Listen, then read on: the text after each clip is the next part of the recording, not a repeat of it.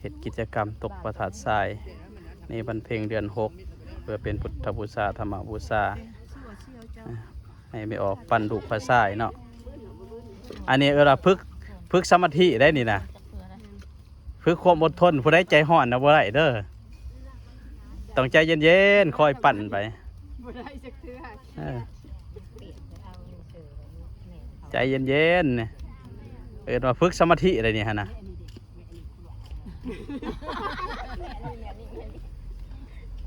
ต้องมีกิจกรรมเฮ็ดนะเนี่ยเริ่มในไลฟ์ได้เดี๋ยวนะผู้ท่านนั้นเขาได้ไลฟ์ได้ทางนั้นได้3-4 คนได้ไลฟ์ได้ทางนั้นได้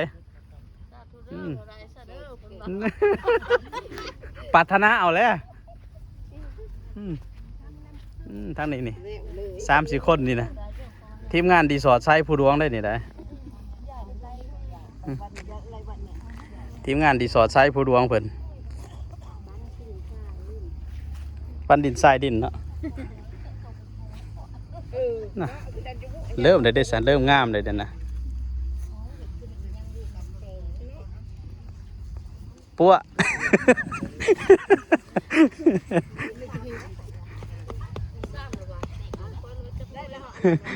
เนี่ยบัวไหนได้จักหน่วยล่ะหน่อยเดียว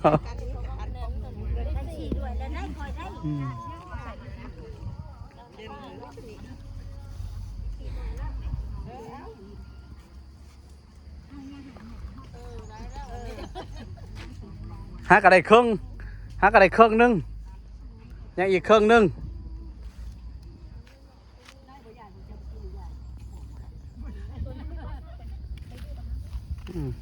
รูปมันนำเขาปั่นเปียกก่อนแล้วเขาจะมาเอาทรายนี่ทิกไปทิกมาทิกจนมันแข็งหมดอ่ะ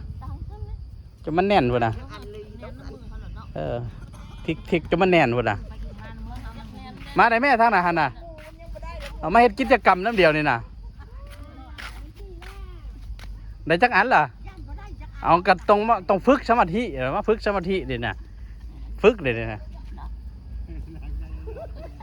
มือแรงจังนั่งสมาธิอีกมือนี่เราฝึกเอาตัวนี้ก้อนมือนี่ไปพระสวดมนต์มือแรงในสูตรธรรมจักรมือแรงสูตรจัก3 หอบนี่วะเนาะแทบบันโพนบนตรงมือได้เหมือนนี้นะเอาอยู่ก้อนนะ